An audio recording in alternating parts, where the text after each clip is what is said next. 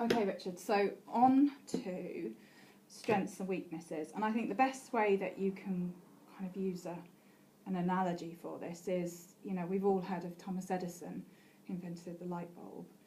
And he said that it wasn't a case of he failed 10,000 times, it's that he successfully found 9,999 ways not to make a light bulb.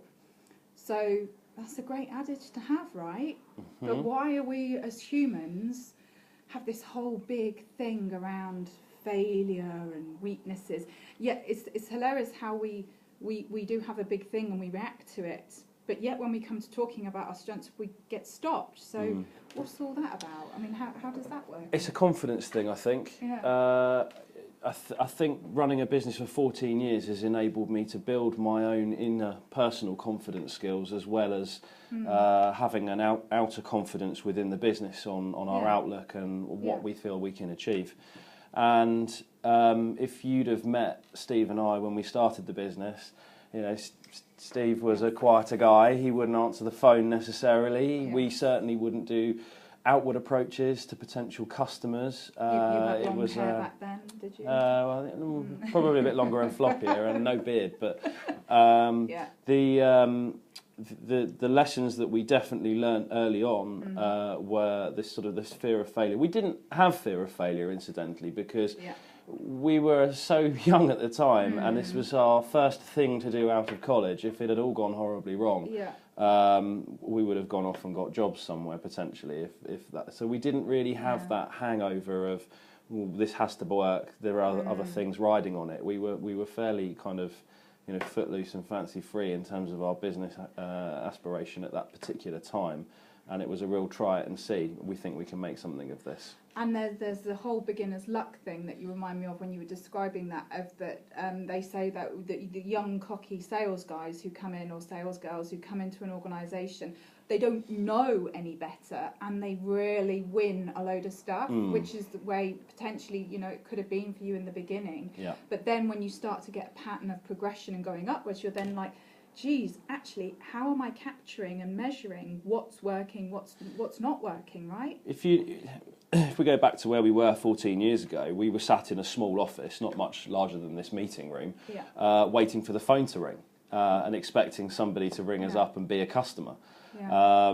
And it took quite a while for us to build up enough confidence to actually go out and approach the local estate agents, the town council, the local butcher's shop, whoever those businesses might be. They all still, at the time, because of our relative newness and small size, seemed massive to us, and therefore slightly scary to approach. Well, they might not want to use us. We're only little. We're not very, you know, we've not been around for a long time. Yeah. It took a long time for us to figure out how to approach those customers, and that at the time for us was a weakness. It was a lack of confidence, and that lack of confidence it kind of couples up with the fear of failure, and if you don't overcome it, then the likelihood of failure is slightly more inevitable. So it's all about breaking that barrier and understanding where to go next and how to attract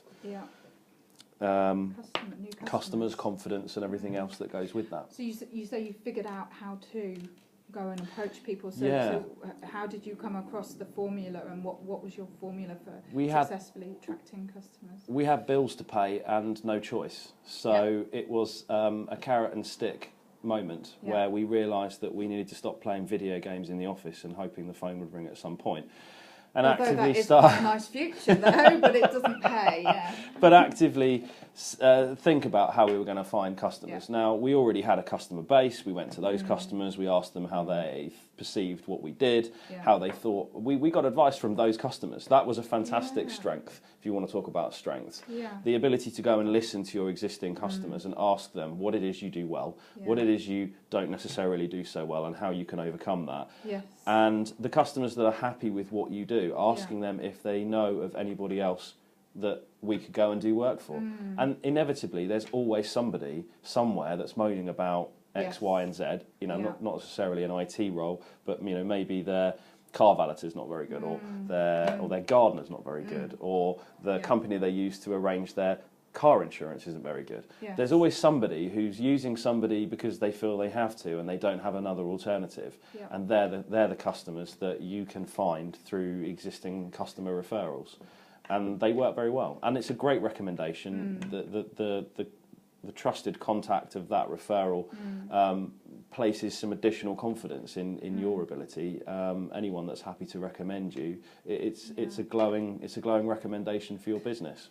And what you were saying resonated with me. There's someone I've been researching lately, and her name's Alice Crawley, and she talks very much about self-belief and ways to build on self-belief. She recommends, in her years of experience as a consultant working with large-scale businesses, is go and talk to people that you know you very well, find out, like you say, what works, what maybe some weaknesses, so you can home upon those, but really what are your strengths and your advantages, and then, like you say, then they know somebody who's maybe got that whole kind of obstacle thing. That's really the way to go. And the Edison analogy, certainly it's a case of reveling in your failure. Not all failure is massive failure. There isn't just the big failure in a business of it's all gone wrong and we don't have a business anymore. There are so many other little mini failures that aren't catastrophic, that you can laugh off, that you can cope with, that you can deal with, that you can change course around. And those little mini failures are also massive lessons, free lessons that you can't learn in school.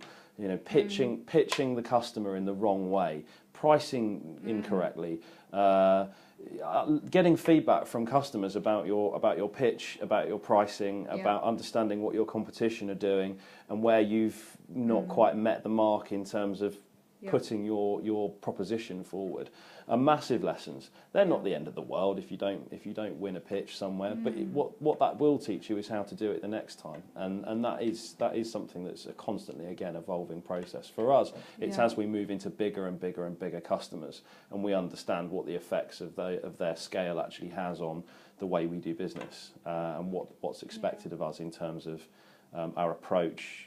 Requirements upon us for certain regulations and that kind of thing, and it's all again another learning curve for the development of the business.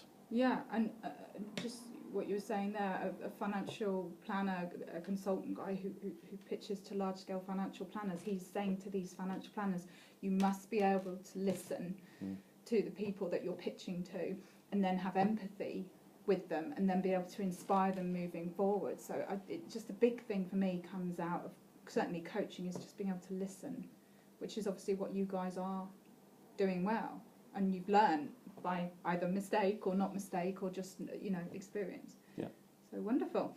Thank you.